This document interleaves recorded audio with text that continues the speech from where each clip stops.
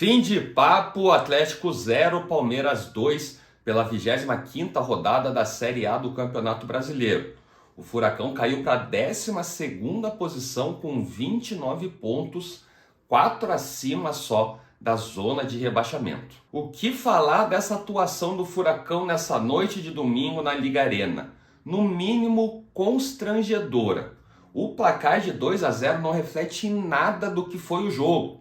O Palmeiras perdeu várias chances claríssimas de gol, e se não fosse o goleiro Mikael, que substituiu o Léo Link lesionado, era para ter sido uma goleada histórica. Ele fez pelo menos 5, 6 defesas super difíceis no jogo. Os gols foram do Maurício com 7 minutos do primeiro tempo e depois o Estevão numa jogada individual já na segunda etapa. No intervalo, com razão, a torcida já estava vaiando o time. No segundo tempo, com o passeio que o Palmeiras estava fazendo em campo, ali por 35, 36 minutos do segundo tempo, já vários torcedores do Atlético já estavam deixando o estádio. E ao final do jogo, como esperado, muitas vaias e protestos contra o time e contra a diretoria. Essa foi a 5ª derrota seguida do Atlético dentro de casa nesse Campeonato Brasileiro. Já são 7 jogos sem vencer em casa no Brasileirão. Nunca tinha acontecido isso na história do Atlético nesse campeonato. E agora a situação na Série A começa a preocupar. 4 pontos acima só da zona de rebaixamento.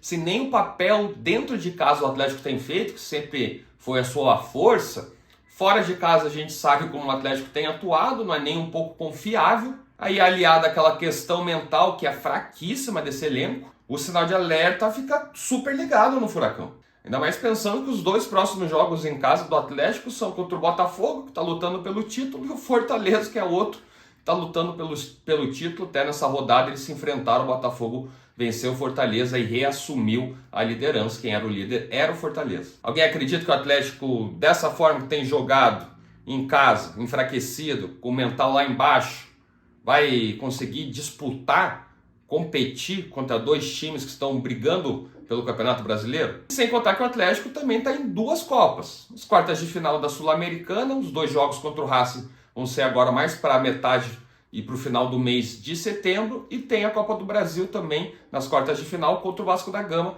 Na semana passada perdeu de 2-1, tem que reverter em casa. Então também tem essa preocupação com as Copas e com o Campeonato Brasileiro. Antes parecia que o Atlético ia fazer um Campeonato Brasileiro ali meio de tabela, que está agora, né? 12º, 10º lugar, e focar nas Copas. Só que a zona de rebaixamento está se aproximando, tem todo esse contexto do Atlético problemático e também tem que pensar nas Copas. O que o Atlético vai fazer agora? Vai priorizar as Copas?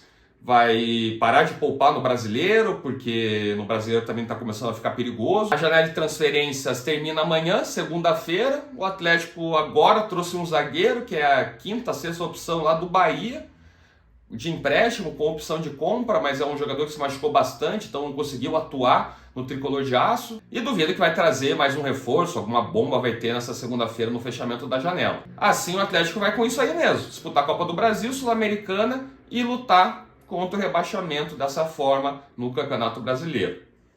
Começa a ficar preocupante.